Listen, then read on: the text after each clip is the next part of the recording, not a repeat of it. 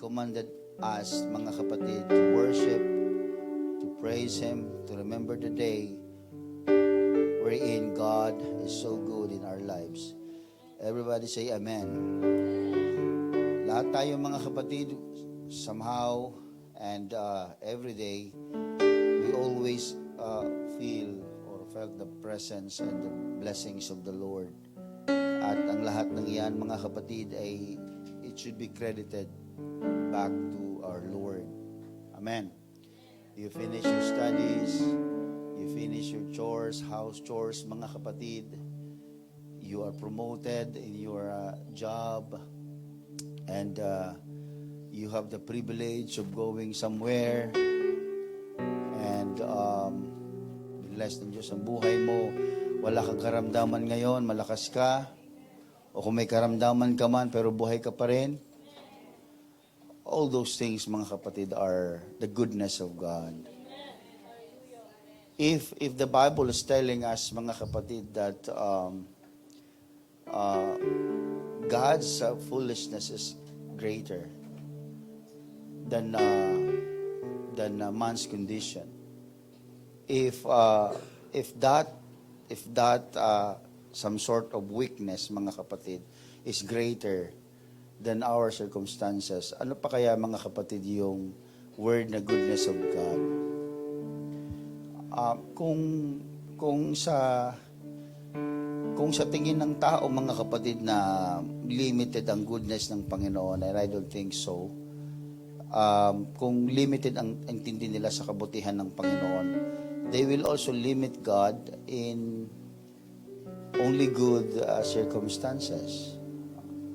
So magagandang bagay mo lang, maiintindihan ng Diyos.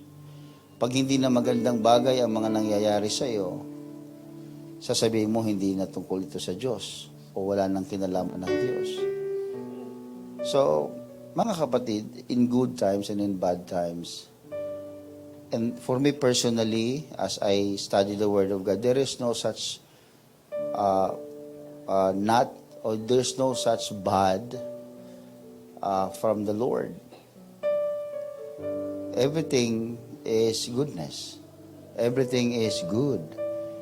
When He created the heavens and earth, wala akong nakita doon, mga kapatid, na medya or parang si Lord ay nag-compromise. Basta palaging sinasabi in every time He created things, palagi niya sinasabi, it is good. It is good. It is good. Pero nung nilikha niya ang tao, it is very good. So nilagyan niya ng emphasis, it is very good. So mga kapatid, sa atin, when He created man, God, when created man, ang kanyang intention is always good. Wala siyang intensyong bad, mga kapatid. At kung meron mang bad na nangyayari sa atin, it is just because we define life as good and bad. Tayo ang nag-define ng good and bad life. Pero when God created man, when God created life, it is always good. Nandun siya sa konteksto ng mabuti o kabutihan. Kaya nga nung nilikha niya ang tao, sabi niya, it is very good. So, ibig sabihin, walang bahid ng masama o walang bahid ng pag-iisip ng masama sa buhay ng tao ang intensyon ng Diyos. Nagkaroon lang ng bahid ng masama sa isip nating mga tao because we define life outside God. When you define life outside God, ano pa ba pag ikaw ay wala sa kamay ng Panginoon? Then you can see things bad. Because you look into the perspective outside God. Pero kung ang perspective mo, perspective ni Lord, kung ang mata mo ay mata ni Lord, kung ang isipan mo ay katulad ng isipan ni Lord, hindi mo makikitang may bad sa buhay. Dahil hindi niya kailanman ginawang intensyon o nagkaroon ng intensyon na ang buhay ay maging masama. So, if you are now suffering something and you feel that life is not good, it is just your own definition of life. But look unto Jesus. Tumingin ka sa Kanya. Tanungin mo siya, Lord, what is life? Then God will say, I am life. I am the way, the truth, and the life. So the more you know God, the more you draw closer to God, the more you understand that life is always good. Kaya nga pag sinasabing God is good, sinasabi niyong all the time. Because in the perspective of God, in the mind of God, in the eyes of God, wala siyang nilikhang masama. Itanim natin sa isip natin, hindi nilikha ng Diyos ang masama.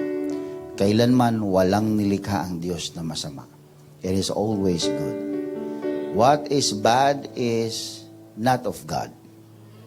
It is rebellion against God.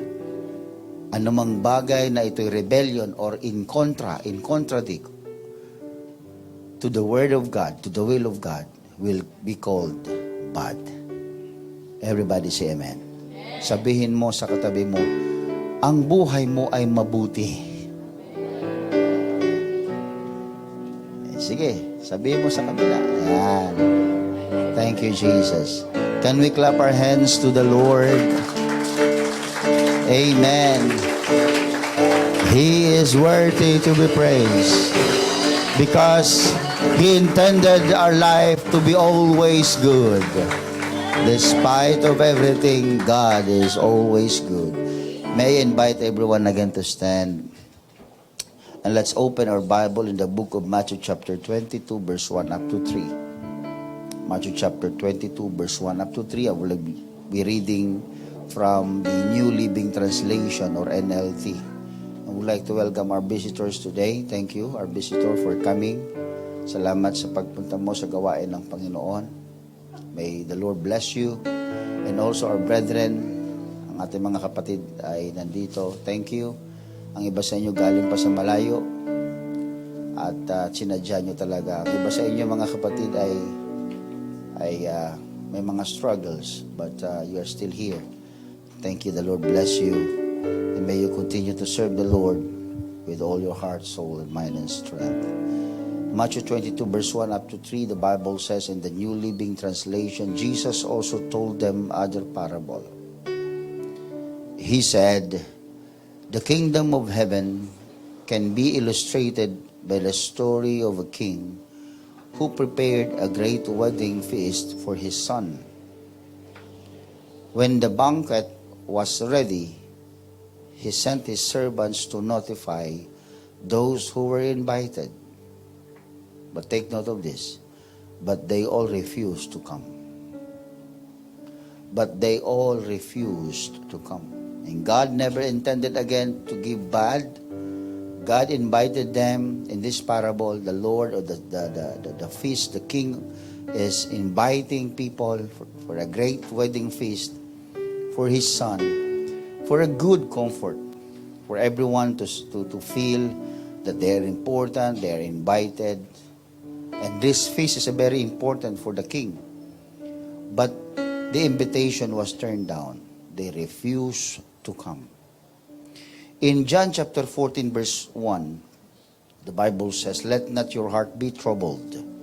You believe in God, believe also in me. So if our hearts are troubled, we just need to believe in God. If our hearts are afraid, let us go to God and let's believe Him. And those fear will come out. I would like to preach today with a word that says, refuse not. Refuse not. Lord Jesus, help us, Lord, today as we continue to dive into your words. The words that give life, Lord. The words that quickened our hearts. The words that change our decisions, change our directions, Lord. The word that gives meaning to our life. The words that will continue, Lord, hallelujah, to bring us into your kingdom, into your will, The words, hallelujah, that will heal our soul. The words that will give enlightenment, Lord, to the questions, to the doubts of our minds and our hearts. God, I pray, let your Spirit move in this very congregation, Lord, and let them understand, and let them receive your message. Talk to us, Lord, hallelujah. Convict us, Lord, in the name of Jesus. Hallelujah. Let your Spirit move in this very midst, O Lord. In the name of Jesus Christ, I pray for the preaching of your message, Lord, of your word, with boldness. In the name of the Lord Jesus Christ, I pray. Come on, clap your hands to the Lord and receive His blessings today. In the name of Jesus, receive His blessings in Jesus' name. In Jesus' name. You may be seated and tell your neighbor, refuse not. Brethren, refusal of God's invitation is a very dangerous thing. It's a very dangerous thing to refuse God's invitation. Pastor, bakit mo naman nang sabi na ang refusal sa invitation ng Diyos is dangerous? Dahil alam ng Diyos ang lahat. So if you know that God knows everything, He knows what is good, and He knows what is bad for you. Kung alam ng Diyos ang lahat, alam niya ang bukas, at alam niya ang kahapon. So if God is being refused despite of His invitation, then you are refusing the very good thing from God. Because God's invitation will not bring you to bad. Hindi ka naman dadali ng Diyos sa masama sa pamamagitan ng kanyang imbitasyon. Kaya ang Diyos nag-iimbita sapagkat meron siyang gustong pagdalhan sa atin sa isang mas magandang lugar o isang magandang bagay na gusto niyang maranasan natin. Everybody say amen. That's why God is inviting. Because everything knows and everything being planned by God. At kung ang maraming tao ay hindi na nakasusunod ayon sa kalooban ng Panginoon, that's the reason why there is an invitation. For God so loved the world that He gave His only begotten Son, that whosoever believed. So the word believe there is with love, with action. Meaning to say, mga kapatid, dahil sa pag-ibig ng Panginoon sa ating buhay, sa ating kaluluwa, instead of just letting us decide of what will happen to our lives, mga kapatid, He instituted and He initiated invitation. Kaya palagi niya sinasabi, come unto me, all ye that labor and heavy laden, I will give you rest. Bakit nag-iimbat ang Diyos? Bakit nag-aanyaya ang Panginoon?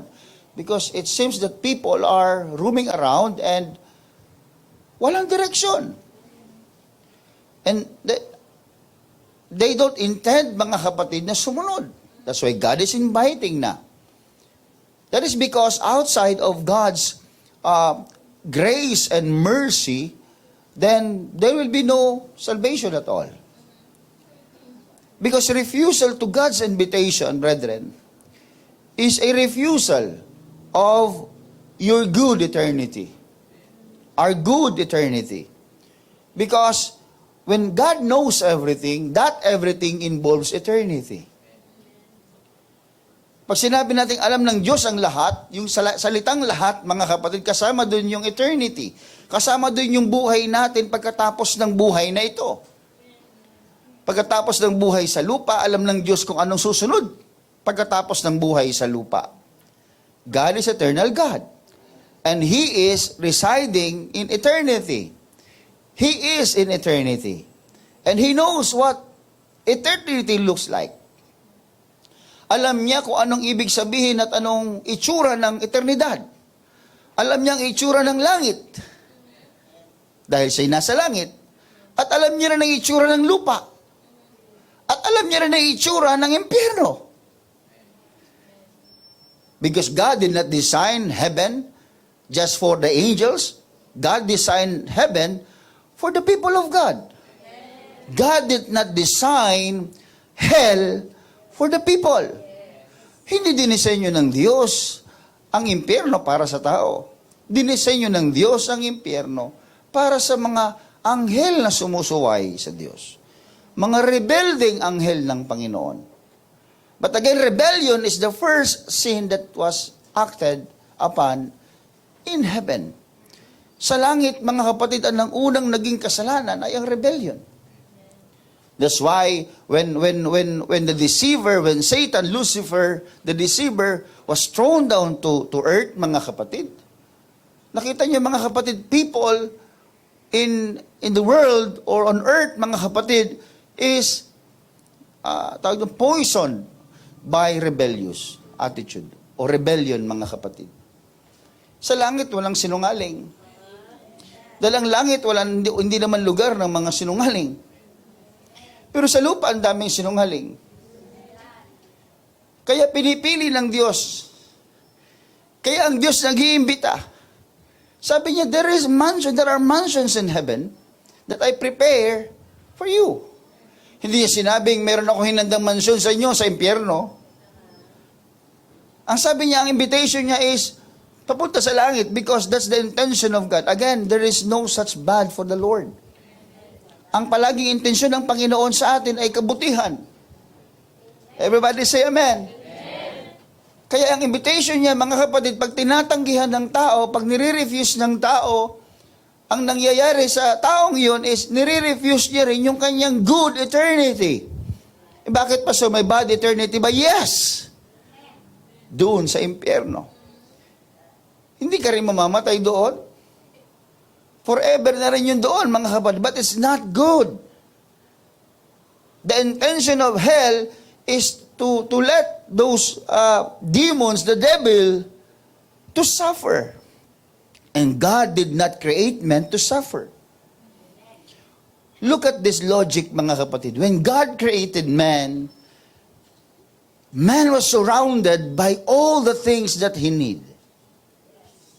God surround this couple, mga kapatid, itong mag-asawa, doon sa halamanan, mga kapatid, punong-puno sila ng lahat ng mga kailangan nila. Because God never intended them to suffer. Never. Hindi nga sila binigyan ng Diyos ng kaisipan na kung anong gagawing, ano bang usong damit, ano bang usong sapatos ngayon, ano bang usong, di ba, lifestyle, wala. Nung umna, pansinin niyo, wala. Not at all. Nagkaroon lang, mga kapatid, ng bad when the devil enter into the scene. Nung sinabi niya na, alam mo ba, na pag kinain mo ito, tumbungang ito, pag kinain mo yan, malalaman mo ang mabuti at masama. Tiyan niyo, saan lumabas yung word na masama? Sa Diyos ba? Sa tao ba? Sa demonyo lumabas ang word na masama. Because the intention of the devil is not good. He is always intending to give suffering or bad situation for the creation of God. Everybody say amen. So ang masama, ang concept ng masama hindi galing sa Diyos. Ang concept ng masama galing sa demonyo. Nakukuha niyo ibig sabihin, mga kapatid. That's why when you refuse God's invitation, katulad ng binasa natin kanina, mga kapatid, they were invited by the king to come to a very good feast, the wedding feast. But they all refused God or the king. Yun yung kinuha ko dun sa parable, mga kapatid, because I feel na parabang sabi ko, it's time for us to be reminded. Don't refuse God. Everybody say amen. And many times we refuse. Some refuse to know. Some refuse to know God because may mga hindrances. And one of the hindrances that they refuse God is what? Brethren din. Tao din. Kapatid din natin sa Panginoon. Minsan nahihinder, nauudot yung paglago ng isang Kristiyano dahil sa kapwa rin ni Kristiyano. Nakuha niyo po ibig sabihin, mga kapatid. Minsan sinochoke yung message. Minsan, mga kapatid, minamanipulate yung message. Kaya ingat kayo, mga kapatid, kung sino kakwentuhan ninyo. Kahit kapatid mo sa Panginoon yan, balansehin mo rin kung ano ba lumalabas sa bibig ng kapatid mo. Baka mamaya yung tinanggap mong mensahe mula sa simbahan, yung tinanggap mong mensahe mula sa Panginoon, pagdating sa inyo, mga kapatid, may sarili kayong interpretasyon, mga kapatid, at minamanipulan na pala ng taong yun, yung pagkakaintindi mo sa salita ng Panginoon, at darating ang Diyos, mga kapatid, o darating ang panahon sa Diyos, mga kapatid, na kung saan tayong lahat ay hindi na makapasok sa kanyang kaharian because of the manipulated message. The devil will not come and then will show you. Hindi naman darating ang demonyo sa simbahan at maglalabas ng napakalaking espada at aawayin tayo dito. He will come to the thoughts of men. He will attack the faith of people. Aatakihin niya yung pananampalataya natin. Aatakihin niya yung paniniwala mo. Aatakihin niya yung pagkakaunawa mo. Aatakihin niya, mga kapatid, in many ways, mga kapatid. Kinausap ako ng Panginoon. Ang sabi ng Panginoon, ganito daw ang sabihin sa inyo. You are doing it wrong. Because God appointed pastors in the church. If God wants to tell the congregation something, God will go through the pastor, the prophets, the teachers, the evangelists, the apostles, the fivefold ministry. And if you don't have that ministry, quit doing that. Patayin ka ng Diyos. Alam niyo kung bakit? Because you can easily deceive people. Ay, siya kinausap ni Lord, ako hindi. Pag ako nakaupo dyan at naririnig ko, sabi ko, unfair naman si Lord. Lord, ba't siya kinakausap mo? Ako hindi. Siya na ba ang pastor? At nasa tamang katinoon pa naman ako, Brother Jason, at alam ko wala naman akong ginagawang hindi maganda sa Panginoon. Para hindi ko marinig ang kanyang boses. Don't try to trick me. Don't try to trick the congregation. And don't try to trick God. May kalalagyan tayo. Everybody say amen. I'm just trying to tell you, mga kapatid, when God spoke to people, He always go through the right channel. Palaging may propeta bago ang hari. Minsan hindi alam ng hari, pero alam ng propeta. And this congregation, this is not a human-made congregation. This is a God's institution. Institution ng Diyos ito. He will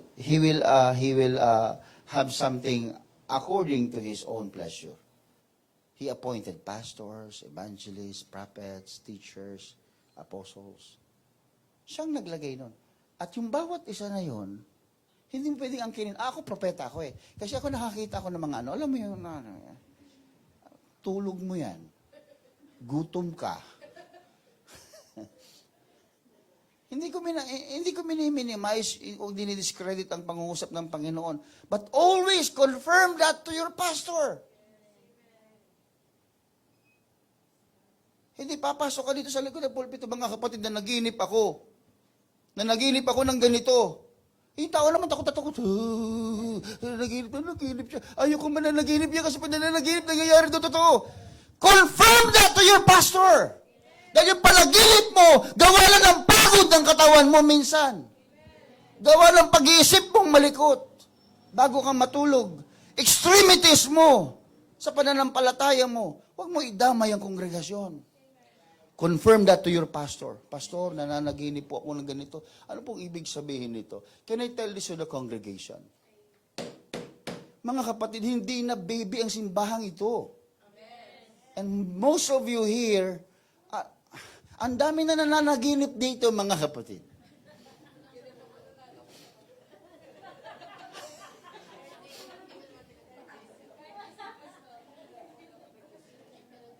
Sorry, pero there was one brethren, mga kapatid, sabi niya, Pastor, can you please confirm this? Sige, sister, pakisabi sa akin. Ano yung, kasi ganito na nanaginip ako, sabi ko. Okay, let's wait for God's confirmation. Kung ano yan. So, of course, sinabi ko rin yung ano yung sarili kong interpretation based on the Bible and based on our experiences. Okay. Pero sabi ko, quiet ka. Paglipas ng ilang panahon, nangyari yung sinabi niya. Sabi ko, God appointed you to this kind of gift. And your old men shall dream dreams, and your young men shall see visions. Hayaan yung i-confirm yan. Hindi yung sa iyo lang, tapos walang bigla mo na lang i-claim yun. Ano pa? Sabi niya, Pastor, I dreamed. I am standing behind the pulpit and the people are, Pastor, ba't gano'n? Mas matatangkad pa sa akin. Akala ko nga noong una, anghel yun eh. Ang tatangkad nila, Pastor. Tapos, iba-iba, itsura nila, ang tatangkad nila. Ang dami nila, Pastor. Katakot ka naman, sister. Nakikita mo, mga maligno ba yan? Sa kinikilabutan siya. Let's wait. Let's wait for the confirmation. But I do believe that God is telling you something that's only for you to know. Only for you to know. Ang problema, sa'yo sinasabi ni Lord yun, sinasabi mo sa iba. Eh para sa'yo nga yung mensahe, hindi para sa iba. Huwag ipagkakamali yun, mga kapatid, ha? May pangungusap ang Diyos sa iyo. Sa iyo lang yun. May pangungusap ang Diyos sa marami na ginagamit ka ng Diyos. Iba rin yun. Kaya may ministry ang pastor, may ministry ang propeta. Nakuha nyo? Huwag nyo agawan ng ministry ng iba. Sabi ko, tingnan natin kung mangyayari yan. Ilang taon nang lumipas. Kaming taon nang lumipas. Tumawag, Pastor, ito na yung panaginip ko. Ano yun? Naalala mo, Pastor, na naginip ako, kwento ko sa iyo, na sinabi mo sa akin, Pastor, sabay mo, mensahe ng Diyos sa iyo yan, may mangyayari sa iyo. Kung ano yung according. Nangyari, Pastor. Ano nangyari? Pastor, I am standing behind the pulpit with different nationalities. Ang lalaki nila, Pastor. Pinlashback ng Lord sa isip ko, that is your dream. That was your dream. Yan yung panaginip mo na sinabi kong dadaling kita sa isang lugar na hindi mo kilala yung mga yan, pero ang lalaki nagpupuri sa Panginoon. And you are standing behind the pulpit. Napapikita ko, sabi ko sa kanya, Sister, thank you. Sinabi mo, kasi para ma-confirm din sa akin na tama yung sinabi ko sa iyo. You see? Nakuha niyo ibig sabihin. There is a right way of interpreting those things. Huwag kayo mag-jump into conclusion. Hindi kayo manghuhula sa Quiapo. Hindi tayo binigyan ng Espiritu ng Diyos para manghula sa Quiapo. At, alam ko mangyayari sa'yo kasi napanaginipan kita. Paano kung hindi? Di false prophet ka. Ano mukhang ihaharap mo sa tao? Ilang beses ang pagkakamali ng isang propeta para masabing sa'yo mali? Isa. Hindi pwedeng kalahati. Isa lang. Be careful. Huwag niyong i-over-exaggerate yung Espiritu ng Panginoon. Hindi ganun ng Diyos. Hindi extreme ang Panginoon. Hindi extreme ang Panginoon. Huwag ka kumain kasama mga makasalanan. Kasi marumi sila. No, anong ginawa ng Panginoon? Kumain kasama ang mga makasalanan. Para sinasabi ng Panginoon, mga exaggerated kayo. Nabasa nyo lang sa Biblia na ang Diyos di kayo nakikipamahay sa marumi. Ayaw na akong pakainin kasama mga kasalanan. Nagpunta ako hindi para iligtas ang matutuwid, kundi iligtas ang mga nawawala, ang mga makasalanan. Don't exaggerate that. Kung hindi mo pa alam yung overview ng buong Biblia, mga kapatid, o ng salita ng Panginoon, stay close to God and shut up your mouth, or shut your mouth up. O shut your mouth. Shut up. Kill yourself. Joke lang. Hindi ganun, mga kapatid. Kasi it is in my heart. Let me tell you as a pastor of the church, this is not a new church. I've been be an observant for many things. Kaya mapansin nyo, I've been Hindi ko naman sinasabi from time to time because I'm observing. Inobserve ko. Pero don't use the pulpit. The next time I hear that you use the pulpit, you will out of the church. Or you will be not allowed to use the pulpit anymore. Everybody say amen. Because these are precious saints, precious souls of God. Mahal ito ng Diyos. Sino mga kapatid? Even Paul, sabi ni Paul, Galatians chapter 1, sabi niya, ni ako man o mga anghel mangaral ng ibang ebanghelyo, itakwil ninyo. Anghel na, talagang biglang kumulog sa langit, biglang lumitaw sa harapan mo, ganito gawin mo. Pag nakita mong iba sa ebanghelyo ni Kristo, sabi ni Pablo, itakwil mo yan, huwag mong pansinin yan. I-refuse mo yan. Yan yung i-refuse mo. Amen. Kaya tayo naguguluhan, nagkakaroon ng troubled heart, kasi kung ano-ano na lang yung mga katuruan, kung sino-sinong nagtuturo sa inyo. Kung may pastor kang isa pastor mo. Hindi sinabi ng Biblia na may 3 pastor ka na nagtuturo sa iyo, kaya naguguluhan ka. Kung anong paniniwalaan mo, isa lang ang Diyos, isa lang din ang pastor dapat. Kaya alam niyo mga kapatid sa simbahan, Sister Francis is the assistant pastor. Pero, she never gave you the doctrine or she never taught you the doctrine. Kasi alam niya na ang magtuturo ng doktrina ang pastor. Pag kaya nagturo ng ibang doktrina, mga kapatid, na dapat tayong lahat kulot,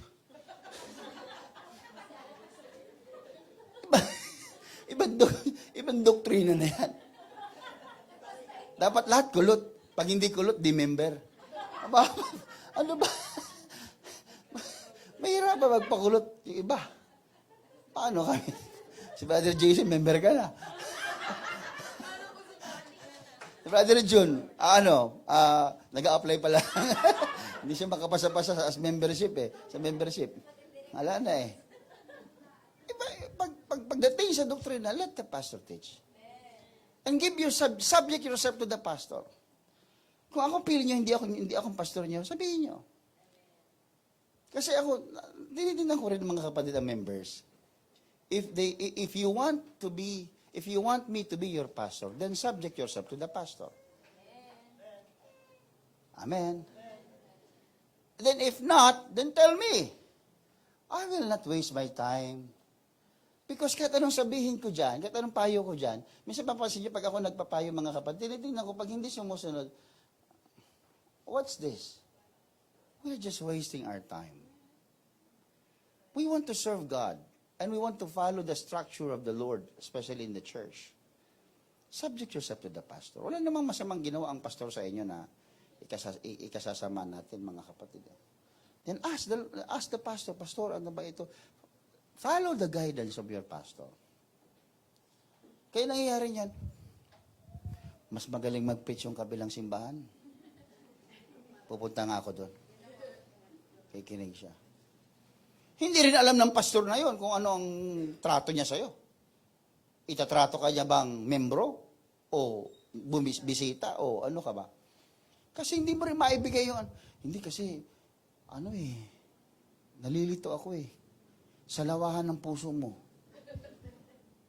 Kantahin mo yung sana, dalawa ang puso ko. Kung pwede sana, 3. Sa lawahan nga eh.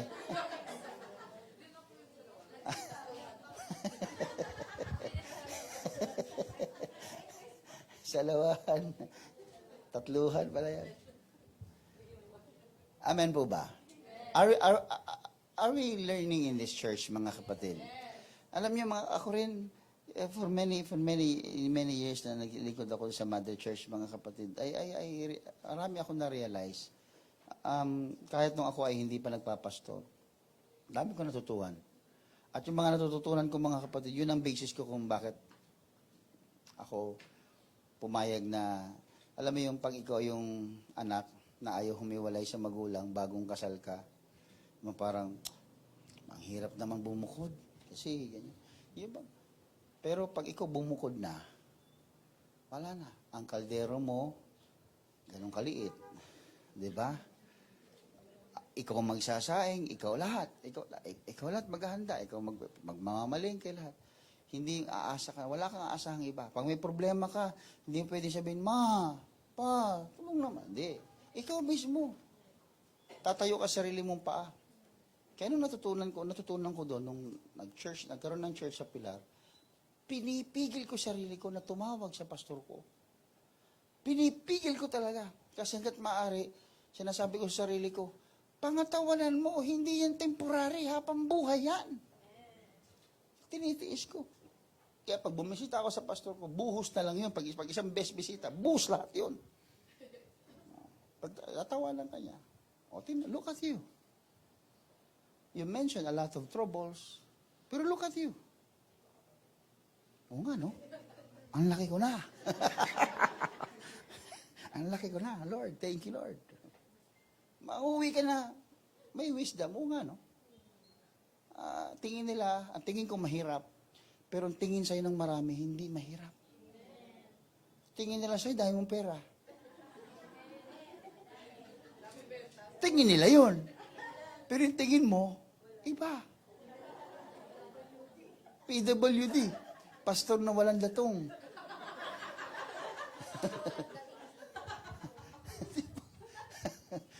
Member na ako na, sobra na kaya, sis. Parang ngayon mo lang narinig yun, ha? Totoo yan, mga kapatid. Sino mag-aakala kayo? Sino mag-aakala kayo na may mga problema kayo? Sure nyo, gagandan ko, gwapo na nyo. Sabi mo sa katabi mo, you look nice today. You look good.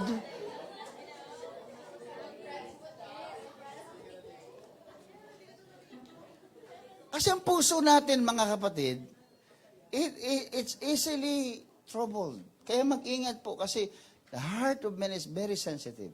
Kaya di ba, palagi paalala sa inyo mga kapatid sa simbahan, be kind. Sa iba, katabi ninyo, pangiti-ngiti lang yan. Huwag mo ibig sabihin masayang-masaya siya. Hindi ibig sabihin nun. Minsan may tinatago, nagmamaskara lang yan. Kita doon pagdating ng altar calling, mga kapatid, umiiyak tayo. Hindi dahil pinaiyak tayo ng pastor. Hindi, kasi doon lumalabas yung totoong tayo. Kaya pagdating naman ng altar calling, huwag na kayong maskara ng maskara pa dyan. Hubarin nyo yung maskara ninyo. Pagdating sa harap ng Panginoon, walang impokrito.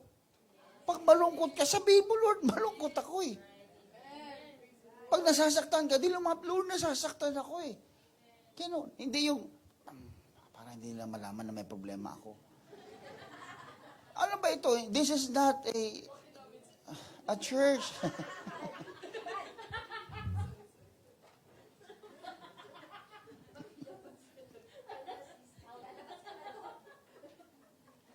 Kaya ang puso kasi natin ay madaling masaktan. It's very sensitive, mga kapatid. Alam niyo ba, mga kapatid, alam niyo bang hindi niyo kilala ang puso ninyo? Alam niyo ba talaga ang laman ng puso ninyo? Puso niyo yan, hindi niyo alam. Yung puso ng iba, alam niyo. Pero puso niyo, hindi niyo alam. Diyan kayo magaling eh. Ang laman ng puso ko ay siya. Ay siya. Tingnan niya.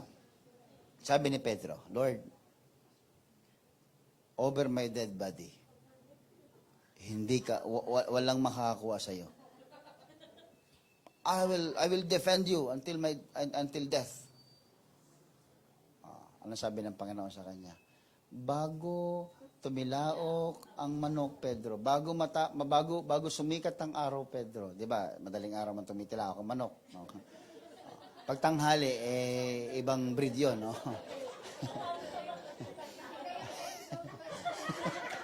Iba time zone.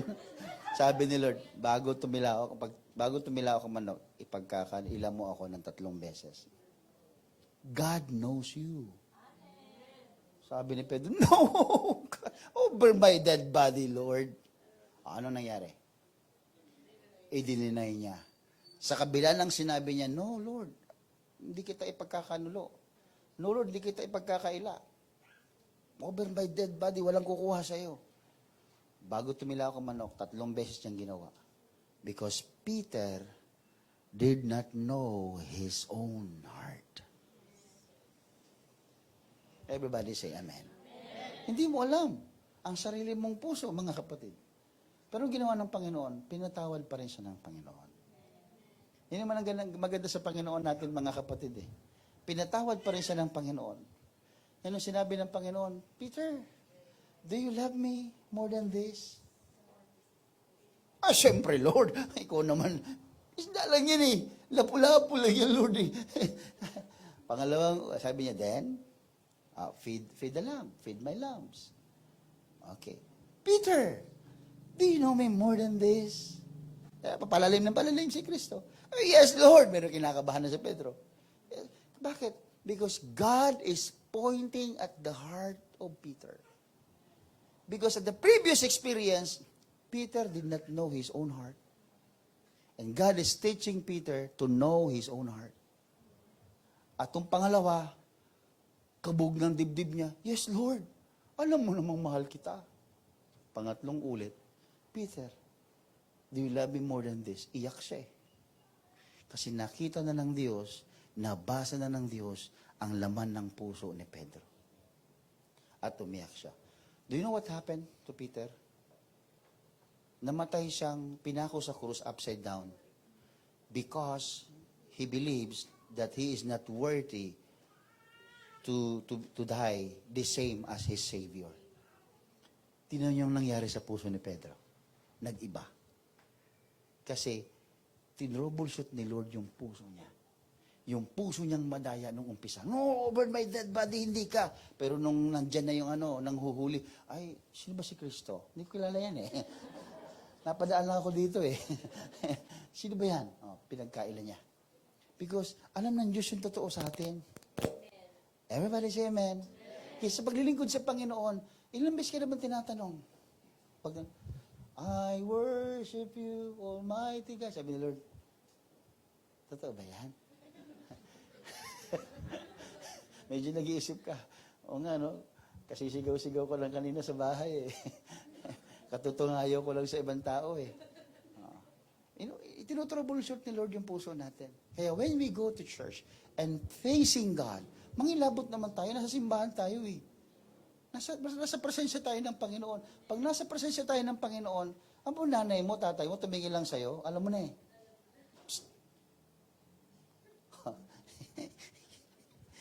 Exit na kagad. Ngayon, nakaganon ka na sa bata. Oh. Sabi sa'yo, hi ma. What? Alas dyan. I'm okay here. I'm okay. Batuhin ko ng baso yan. Ako niya ibig sabihin, because God knows us. Kilala tayo ng Panginoon.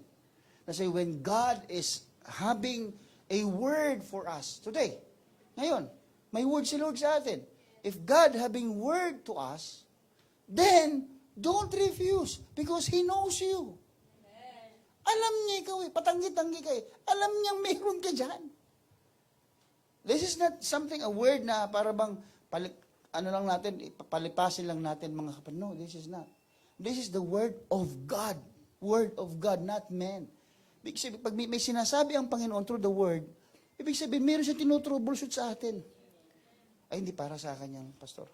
Para kanino? Nagkamali si Lord. Lord, nagkamali ka ng message ngayong araw, hindi para sa akin yun. Hallelujah. Iba ka. Iba ka. Hindi para, grabe mga kapatid. Amen. Huwag kayong gumaya mga kapatid sa dinami-dami ng tao ngayon because of their own philosophy. Yung simpleng, alam nyo, nagkalat na masasama sa mundo mga kapatid. Yung simpleng thank you Lord, nagbabiral ngayon, ayaw nilang sabihin thank you Lord. Kayo ba, nung kayo gumraduate, nag-thank you Lord ba kayo? Hindi yung sinabing thank you elephant. May nagbabiral ngayon mga kapatid. I don't know of your God, whether fictional ba yan. Because you cannot see your God, you cannot hold your God. My God, I can hold my God, I can see. It's an elephant. Sabi ko, elepante pala. Dapat pala, elepante pala Diyos natin. Pag namatay elepante nila, wala na rin Diyos. Wala na Diyos. Marami daw sila eh. Pinaparami doon sa Thailand. These are principles of what? These are direct rebellion of God. Bakit? Kasi yung buhay nila, alam nilang mali sa harap ng Diyos. Hello? So, don't get me wrong. Don't get me wrong. Again, this is just part of my job as a pastor. Okay lang ba kayo? Okay lang kayo? Now, let me ask you a question. What is a man? Gander, what is a man? Ano ang lalaki? Hindi ka makasagot. Hindi ka ba lalaki? Sa lahat ng konteksto, pag tinanong ka, ano ba ang lalaki? Strong, mga inner yan, ano pa? Masculine, ano pa? Ano?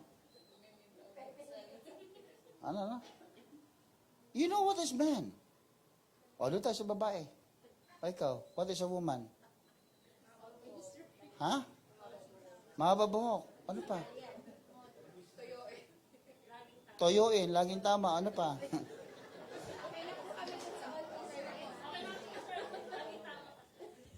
You see, if you cannot define what is man and woman, that's why you are wondering of what gender you are. Simple lang yun. What is woman? What is man?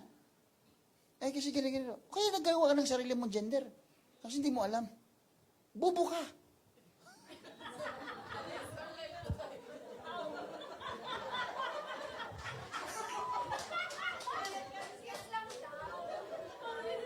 Nakikirid away ako eh. Simple lang naman yun eh. Hindi ko alam pa sure kung lalaki ako, babae ako eh. Ay, naku. Sayang yung pinag-enroll ng nanay mo sa'yo. Sayang yung baon mo. Walang tinuro sa eskwelahan. Dalawa lang ang gender. Mamili ka.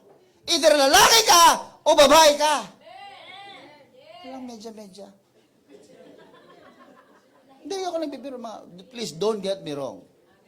I'm trying to preach the word.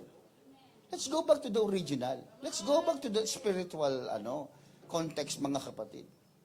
Nilikha tayo ng Diyos. Simple as that. Simple as that. Kaya na-troubled ang puso ng tao because we don't follow God's perspective. Trouble not your hearts. If you believe God, believe also in me, sabi ni Kristo. Simple as that. Just believe God and God will remove the trouble in your hearts. Natatakot ka? Believe God. Tatanggalin ng Diyos yung takot dyan. Hindi mo alam ang gagawin mo? Believe God and then malalaman mo. Yun yung solution, believe God. Huwag mong paniwalaan yung sinabi ng kung sino-sino dyan. Paniwalaan mo ang Diyos. Amen po ba? Hindi kasi, Pastor, alam mo nung ginawa pang Diyos naman makapangyarihan, hindi lang siguro sinabi sa Bible pero may iba pang gender na ginawa. Ano ka? Ano ba yun? History ba ng Pilipinas yan o ng bansa na pwede mong i-manipulate? That is not. This is not like history ng mundo. History to coming from the Lord Himself. Everybody say amen. Palakpakan muna natin ang Panginoon.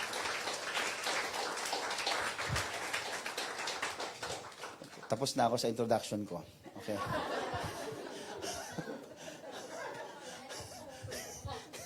Kasi sinabi sa akin yung 4 minutes na lang daw preaching. Tapos na. Tapos nga na-reset, 23 minutes daw. Now let me tell you mga kapatid, as simple as that, refuse that. Because these people, when they are invited by the king, they refuse God. Why did they refuse the Lord? Because of the narrow way. Alam niyo tayo naman tumatanggi tayo sa invitasyon ng isang invitasyon if we know that we will not benefit. But if you know that you will benefit, papatol ka mga kapatid. Pero itong mga taong ito mga kapatid, they refuse. Because ang gusto nila mga kapatid, easy life. Ganun naman tayo sa Biblia. Kaya tayo minsan ayaw magpunta sa simbahan, kaya minsan ayaw natin mag-commit. Some of you here, mga kapatid, hanggang ngayon, medya-medya pa rin. Ayaw mag-commit sa Panginoon. Kailan ka magkukommit sa Panginoon? Pag may time lang ako, pastor, kasi alam mo na, medyo busy rin ang buhay ko. Busy tayong lahat, mga kapatid. Pero kailan mo i-commit? Ayaw mo mag-commit, ayaw mong sumugot sa invitation ng Lord. Alam mo kung bakit? Because you want an easy life. Amen? Kasi it's easier to hate than to forgive. Tama? Ang bilis magalit kaysa magpatawad. Ang hirap kaya magpatawad. Ang dami mong iniisip, ang dami naglalaro sa isip mo bago mo bitaw yung salitang, I forgive you. O forgive me. Ang hirap sabihin, mga kapatid, it's more exciting to commit sin than to be holy. Pinag-usapan natin last week, yung holiness. Ako, ang iba sa inyo siguro, ayaw na makinig, ayaw na marinig yun. Bakit? Kasi tatamaan lahat tayo, mga kapatid. Minsan, maganda na yung walang commitment, pastor, para hindi ako nahihirapan. Minsan, it's easier to spend worldliness, in worldliness than going to church. Alam niyo, pinag-uusapan ng birthday, naku mga kapatid, kahit anong schedule sa opisina, sa eskwelahan, sa bahay, pupunta, birthday eh. Pero pag simbahan, mga kapatid, ang daming dahilan. May lalaban ako, may lulutuin ako, may bisita ako, may menstruation ako. Hallelujah naman, oh. Lahat na lang, mga kapatid. Ang dami nating alibay. Kasi nga, alam natin for a fact, totoo yun, mga kapatid. Wala tayong na gusto natin yung easy life. Ayaw natin pumasok sa commitment. Kaya yung mga tao na walang commitment, mga kapatid, ang hirap. Kaya kayo mga kababaihan, sa maaga pa lang na panahon, alamin niyo kung may commitment na yung lalaki. Pag wala, iwan niyo yan. Anong gagawin sa kapugian yan? May bibenta mo ba yung kapugian yan? Pwede ba isanla yan sa RD Pawn Shop sa baba? Sanla ko yung asawa ko, pogi naman to eh. Walang pakinabang eh. Wala. Kung walang commitment yan, huwag mong mahalin yan. Naku, ano yung ibig sabihin? Kung walang commitment yan, huwag mong mahalin yan. Totoo, ngayon pala, ngayon, sa murang edad, kailangan may girlfriend, may boyfriend na. Hindi totoong pag-ibig yan. Peer pressure yan. Yung nangyayari sa syudad natin, kailangan pagbata, may girlfriend, may boyfriend na, sumusunod lang. Mga pati, hindi totoong nararamdaman niya yun. Kaya sabi nila, nako, petty love lang yan. O puppy love. Kailan magiging dog love? Puppy pa lang.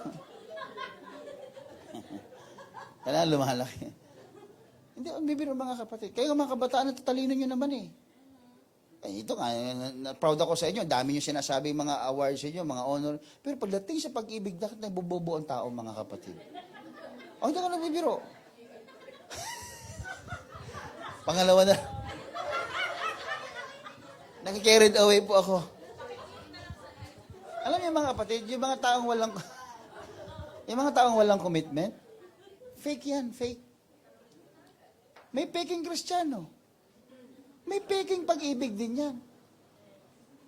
Totoo yan, mga kapatid. Kaya kung commitment ay hindi maibigay, hiwan mo yan.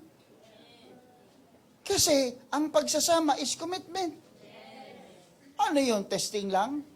Testing lang tayo, ha? Ay, 5 years na tayo, pero hindi tayo magkasundo. Sige, hiwalay na ulit tayo. Mga kapatid, huwag niyong gawing laro yan. Na pwedeng testing-testingan. Ay, naku mga kapatid. Kaya, I condemn that. Some of you, I understand. May mga ilang cases na ganyan. I understand, but I become passive. But, when we talk about commitment, kayo na magdesisyon. Kung ayaw kang pakasalan, di hiwalayan mo. Bakit dudut-dut mo yung sarili mo? Ayaw kang pakasalan eh. Diba? Kayo naman mga kalalakihan, huwag kayo mag-girlfriend nang hindi naman kayo magpapakasal. Kinukondem ko rin yan sa mga kalalakihan.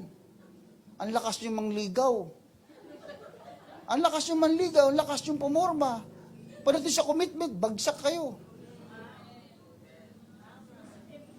Ang pag-aasawa, hindi yan palaging honeymoon stage.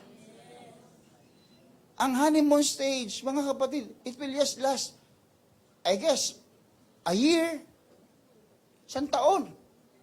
Matagal na yun. Iba, 1 linggo lang eh. Pagkatapos nun, it's just like you are living in hell.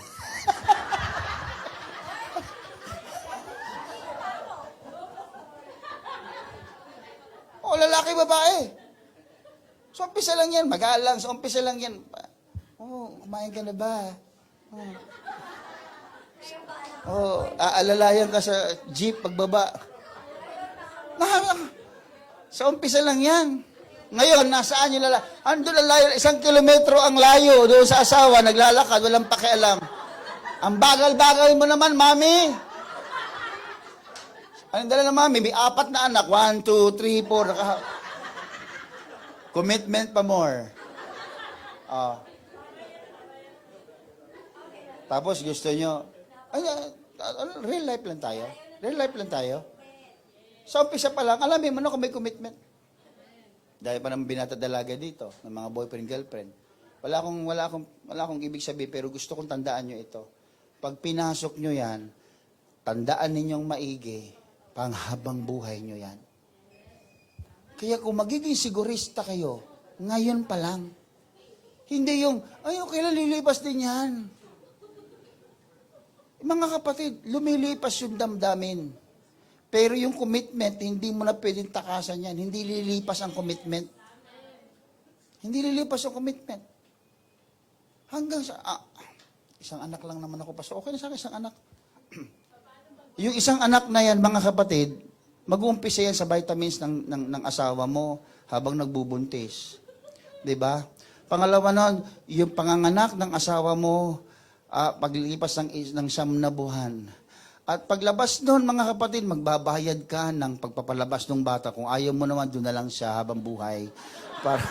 Para walang gastos, mga kapatid. Di ba? Tapos mag-aaral yon ng kindergarten, di ba? Tapos lalaki hanggang sa magkatapos, lahat yun, supply mo lahat yun. Isang bata pa lang pinag-uusapan.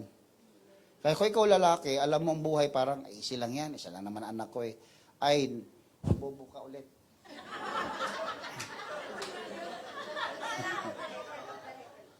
Alam niyo kung bakit? Hindi ganyan eh. Hindi ganoon ang pag-aasawa. Hindi ganoon ang commitment. And I want you to, kasi lilipas ang panahon, 10 years from now, sino mga membro ng simbahan? Nakikita kita sa kalsada, 10 years from now. Hindi na nagsisimba si sister, bakit? Binugbog ng asawa. Nahihiya na, punta sa simbahan. Bakit? Sino na pangasawa? Unbeliever. Kung believer na pangasawa mo, bago kapag buhatan ng kamay niyan, mag-iisip yan.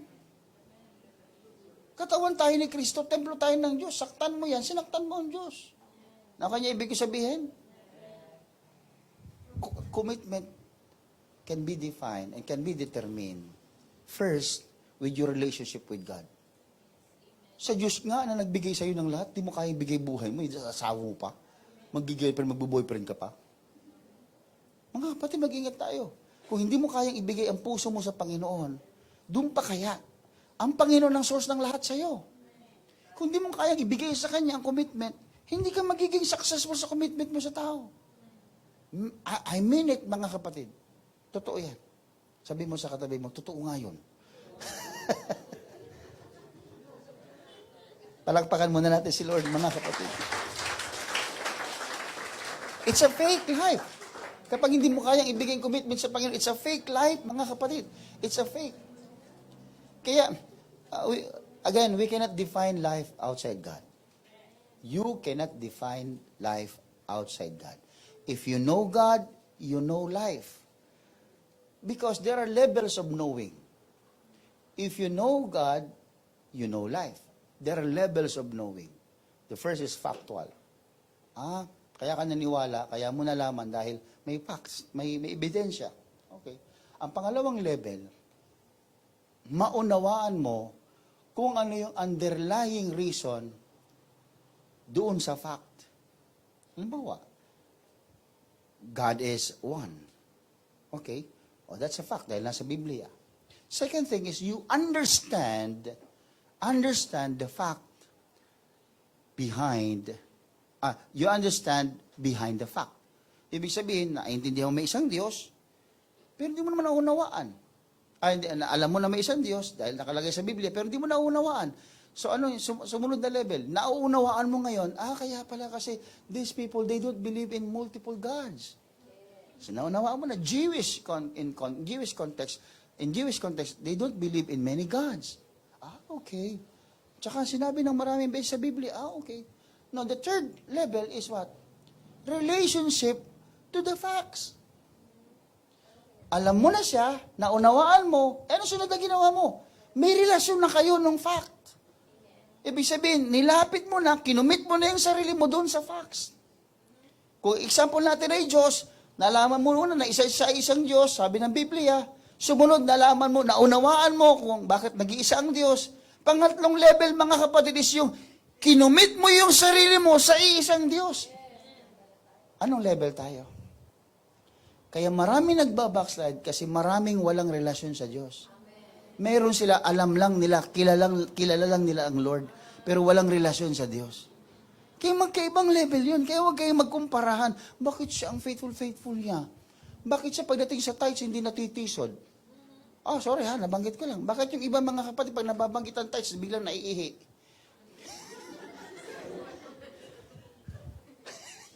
Hindi kinaya yung pressure, Pastor. Gusto ko yung sinabi ni Carla kanina, ang prayer niya, mga kapatid, hindi makahanap ng trabaho. Sabi niya, Lord, increase my tithes. Ay magandang prayer yun. Tama yun.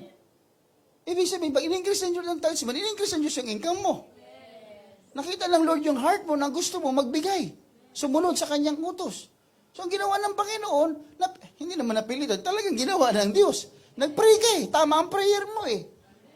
Hindi, Lord, payamanin mo lang ako. Talagang makakatulong ako. Hanggang hindi ka pinapayaman kasi alam ng Lord. Ano naman ang puso mo? Hanggang doon ka lang sa level. Mas patampo-tampo ka pa. Bakit siya, Lord? Na-promote ako, hindi. Kasi ibahin mo prayer mo. Baka mamaya, gusto lang ng Diyos, ibahin mo prayer mo. Pray again. Wala namang masama eh, Lord. Mali ako. Sige, Lord, i-increase mo yung tithes ko, Lord. So, ibig sabihin, kahit anong trabaho bigyan ng Diyos sa iyo, dalhin ka ba sa inconvenient kind of work, pero because you pray for that, that's why binigay ng Panginoon. Don't look for the position. Let the position comes to you through the Lord, mga kapatid. Promotion cometh not from the east nor from the west. Promotion cometh from the Lord. Sa Diyos nang gagaling yan. Alam ng Lord kung sino dapat i-promote, mga kapatid. Amen. Kaya kahit yung mga disipulo, mga kapatid, nakita nila, di ba, nabasa mo sa John chapter 6, verse 66, 666, di ba? John 6:66, di ba? Basahin niyo mga kapatid, makikita niyo diyan mga kapatid na many of the disciples already left God. They refuse God, mga kapatid. Many won't, and this point, many of His disciples, sa huling kapanahonan na tayo, mga kapatid. 666. Marami nang tumatalikod. Samantalo nang ka-open lang, mga kapatid, after ng pandemic, naku, lahat wahon-uhaw sa paggano. Lahat, pati nga aso gusto dali sa simbahan eh. Para lang makapagpuri. Lahat, iiwan ng schedules. Kasi nasabik sa pagpupuri, ngayon, binuksan na. Tingnan niyo ang nangyayari, mga kapatid. And many of His disciples, the disciples of Jesus Christ, turned away and deserted Him. Kinalimutan, ni-refuse nila si Jesus Christ. And these are not just ordinary people. These are disciples of God. Tinalikuran nila si Kristo. They refuse God. Even disciples, mga kapatid. And sabi ng Panginoon sa kanila, okay, Pedro, sabi niya, ikaw, tatalikod ka rin ba? Ano sabi ni Pedro? Lord, saan kami pupunta kung tatalikod kami sa iyo? Nasa iyo ang buhay na walang hanggan. Alam niyo mga kapatid, natuwa ang Panginoon doon sa sinabi niya. Lord, to whom shall we go? You have the words of eternal life. Nasa iyo ang buhay na walang hanggan. Amen. Kaya kung tayo pag-uusapan natin ng eternity, mga kapatid, when God is inviting you to commit your life, commit to the Lord. Hindi niya ibibigay yan. Hindi niya iaalok sa iyo, mga kapatid, ng commitment kung walang kapalit. Ang kapalit doon ay buhay na walang hanggan. And this is not simple, mga kapatid. Madaling sabihin, buhay na walang hanggan, buhay na walang hanggan, langit, langit. Madaling sabihin, pero pag nandun na kayo, mga kapatid, pasasalamatan niyo ang biyaya ng Panginoon. Alam niyo kung bakit? Sapagkat yung pinapangako ng Panginoon sa atin is not just a mere promises. It is the life of God.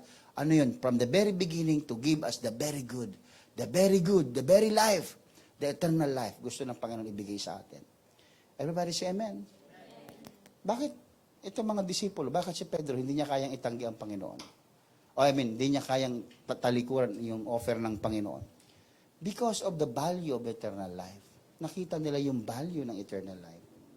Kaya nga, sa verse 4 ng Matthew chapter 22, na binasa natin kanina in verse number 4, yung hari nag-prepare ng meals, nag-prepare ng mga kapatid ng handa para ipakain sa mga bisita, mga kapatid. Pero napansin ko mga kapatid na even people, kahit mag-preach tayo sa panahon natin ngayon, there is heaven, pinapangakuan ka ng Panginoon, pagpapalain ka.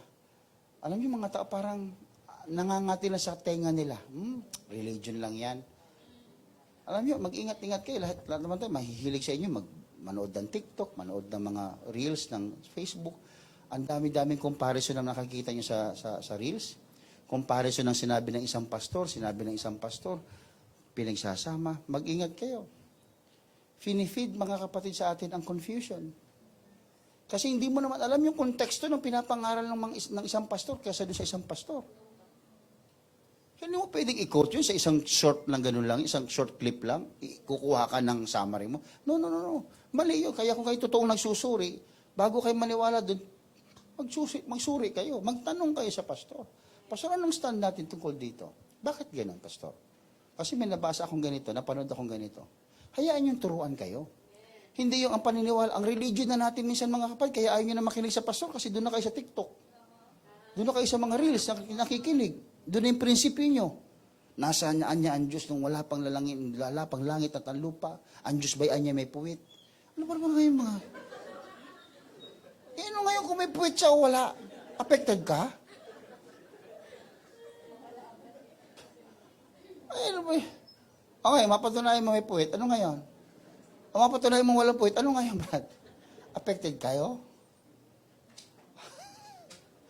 Di ba? Ang daming mga debate. Gusto natin nakikita. Tayo naman, nire-reflect natin sa atin. Pas maya-maya, may magtatanong na sa akin. Sabi ko, alam ko, tanong nito eh. Napanood nito yung ano eh. Alam ko yun, mga kapatid. Nakikita ko, nababasa ko rin yun. Kaya lang, ang problema, nagugulo tayo. Yung mga pangako, mga kapatid, hindi na natin naiintindi. Malabo sa atin yung pangako pinapangaral sa simbahan. Ang labo. Ganun niya, mga kapatid. Sabi ng isang pastor.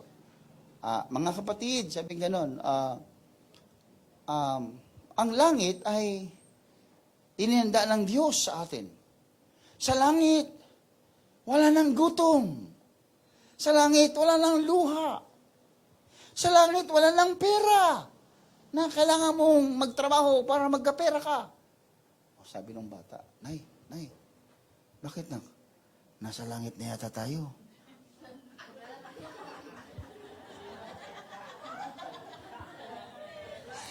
Nakuha nyo. Hindi nyo nakuha, no? Assignment nyo yun. Nay, nasa langit na yata tayo, sabi ni pastor. Kasi sa langit daw walang pera. Ay, di wala silang pera. Nay, nasa langit na tayo. Ang babagal yun talaga.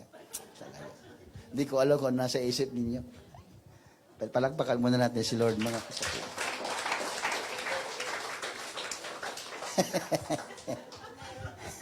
O, tinan nyo. Huli nyo na nare-realize, o tatawa kayo. Baka pag nag-altar calling tayo, tawa kayo ng tawa, mga kapatid. He wants us to believe His promises. Gusto ng Diyos paniwalaan natin because God never lies. God never commit mistakes. And He never missed, mga kapatid. But if we believe not, we will be condemned by God. Mark 16:16, he who believes and is baptized will be saved. But he who does not believe will be condemned. Kaya kung may pangangaral ng salita ng Panginoon, hindi ka naniniwala, dahil ang dami mong katwiran sa buhay, then you will be condemned one day. It's not the pastor will condemn. I will still love you. You are still member of the church. But if you don't want to be corrected, one day, let the Lord correct you. Ikaw na mismong haharap sa Panginoon sa hukuman niya para i-correct ka. Kaya nga they refuse, some of, yung inimbitahan ng hari, they refuse the king. Because refusing is equivalent to making God the less priority, mga kapatid. Less priority palagi ang Panginoon. Kapag hindi mo binigay yung commitment mo sa Kanya, pag nagre-refuse ka sa invitation ng Panginoon, you are making God less priority. Alam niyo mga kapatid, huwag po nating i-less prioritize ang Panginoon. Because this world is just a fake life. Ang mundong ito, ang kayang ibigay sa atin ay fake life. Alam nyo, tinan nyo, ay gusto ko pumunta sa ganito, siguro pag nandun ako, masaya na ako. O palating mo doon, masaya ka? Minuto lang ang saya mo. Maya-maya, may problema ka na naman, may isip mo na naman. Ay, gusto ko ng pera marami. Para ano, alam mo na yon, para hindi, walang humpay yung saya ko. O, dumami pera mo. O, tanong, masaya ka pa? O, masaya ka pa rin ba? Hindi. Nagtatago ka nga, ayaw mo mautangan. Diba? So, ugali mo, ayaw mo mautangan, nagtatago ka, kung saan ka nagpunta. Lahat sa'yo, tungkol sa pera na lang. Nakisa nyo, this is a fake life. Maganda na yung meron kang pera, naglilingkod ka sa Panginoon. Gusto niyo ba yun mga kapatid? Yung meron kang pera, naglilingkod ka sa Panginoon, napupuntahan mo yung lugar, pagdating mo sa lugar, sasabihin mo, Lord, thank you, nakarating ako dito. Sa libro ko lang to nakikita dati, Lord, ngayon, nahahawakan ko na. Sabi ni Evelyn, sa libro ko lang nakikita dati yan. Oh. Meron pang isa, hindi ko napupuntahan sa libro ko lang nakikita. Ay, panoorin mo sa YouTube para hindi naman sa libro, YouTube naman. At least, nag-elevate ka, may progress, di ba? Dati libro, textbook, ngayon YouTube, o ngayon Facebook, ano ba? Iba-iba naman. Makakarating din kayo, mga kapatid. Mag-pray kasi kayo. Amen. Mag-pray tayo, mga kapatid. Naniniwala ba kayo sa prayer? Amen. Ba't di natin ginagawa? Let's do it, mga kapatid. And let's have faith, mga kapatid. Because when God's invitation is out, mga kapatid, He will always want this to come and to absorb by many.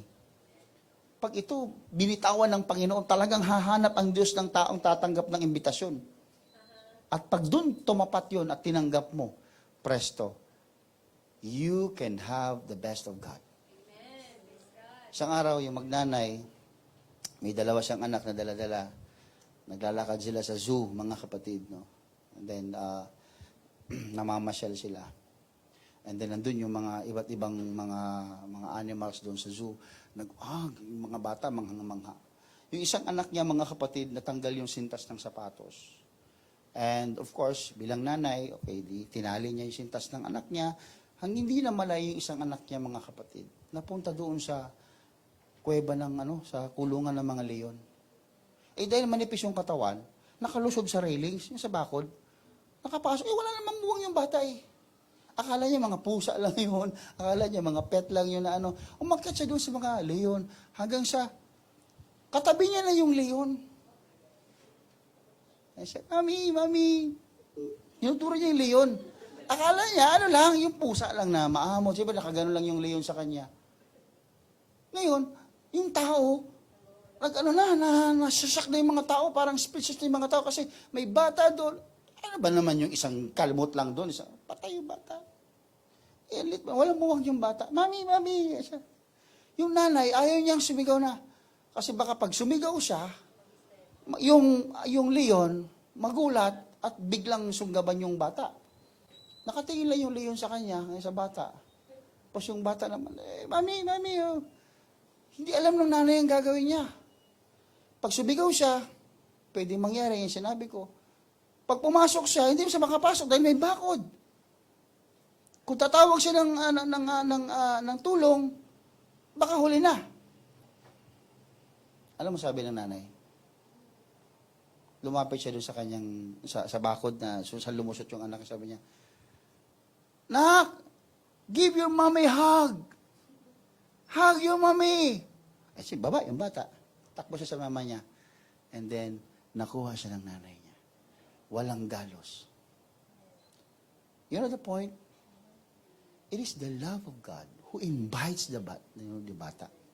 It's the love of the mother who invites the bata. The same with us. We are in great danger. Nag-iimbita si Lord, Anak, come unto me. Come unto me. Wala, nag-hysterical. Yung iba, ginangat-ngat na ng mundo ngayon. Yung iba, pinaglalaroan na ng demonyo ngayon. Alam niyo kung bakit? Because they were invited and they refused the love of God. Ganun na yung nanay. Oh. Anak, give your mommy a hug. Hug your mommy. I love you, nak. Tumakbo yung bata. Siyempre, yung makap sa nanay, naligtas ngayon siya. The same with God. You keep on refusing. Nilalayo ka ng Diyos sa disgrasya. Nilalayo ka ng Diyos sa mga leyon. Nilalayo ka ng Diyos para ikaw ay masira ang buhay. You just need to respond.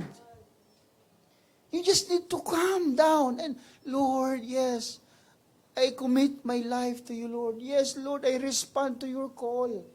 Simple as that. Masisira ang buhay mo kung hindi ka lalapit sa Panginoon. Can we clap our hands to the Lord? Hallelujah. Hallelujah, hallelujah, hallelujah. We are all invited by the Lord. But let me tell you before I end, mga kapatid, that we are not worthy to be invited. But God's message is here today. We are being invited by the Lord. We are all sinners. We come short of the glory of God. We deserve to die for our sins. What we need is the mercy of God. And He doesn't want us to be lost. Hallelujah. That's why He is so long-suffering towards us.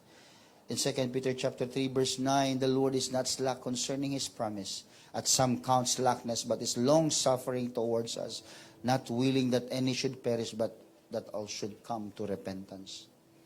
He accepts us, mga kapatid, hallelujah, through our repentance. We can respond to the Lord today through our repentance. The invitation is always up and is always out. The place of heaven is ready. The meals are ready. The King is waiting. Don't refuse God. Refuse not. That's why God is sending this message today. Refuse not.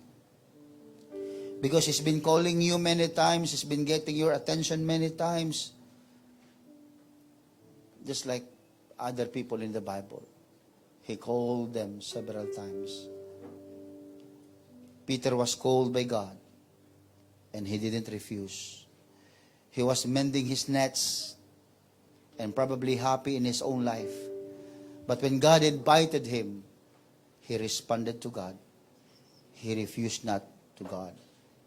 When Paul was invited, he didn't refuse. He was busy being evil for the believers of Jesus Christ. And he was probably contented with his own wrong belief. But when God invited him, he refused not. When Matthew was invited, he didn't refuse God. He is busy collecting tax, and he might be happy with his own income. He might be contented with his own life. But when God visited him and invited him, he refused not. These people responded to God. These people, they don't refuse God. And they never becomes busy because they understand the value of the words of Jesus Christ. They believe in Jesus. They believe in the promises of God. But those who will not believe God, let me tell you this, brethren, He also has a promise that those coward, those unbelieving, abominable, murderers, sexually immoral, sorcerers, idolaters, and all liars shall have their part in the lake which burns with fire and brimstone, which is the second death. That is according to Revelation chapter 21, verse 8. Brethren, again, God is inviting you to believe Him. God is inviting you to trust Him. God is inviting you to surrender to Him. God is inviting you to serve Him. God is inviting you to commit your life to Him. God is inviting you. God is inviting you. Refuse not. Refuse not to the invitation of God. And I ask you, brethren, to come to the altar of the Lord if you think and you believe that you don't refuse the invitation of God. Hindi ko alam ang iyong mga saloobin ngayong araw na ito. But we don't need, hallelujah, God don't need our reasons. God need our responses. Hallelujah. Let's all come to the Lord Jesus Christ today. Refuse not the invitation of God. And if you feel the presence of the Lord, don't refuse the Spirit. Hallelujah. If God wants you, hallelujah, and if He wants you to be filled with the Spirit of God, hallelujah, don't refuse, hallelujah. Just open your mouth and praise the Lord Jesus. Hallelujah. And let Him, hallelujah, work according to His will. Hallelujah. Let your mouth be filled with the presence of the Lord. Let the word hallelujah, hallelujah come out, hallelujah, out of your words, out of your mouth, mga kapatid. And let the glory of the Lord revealed in this place today.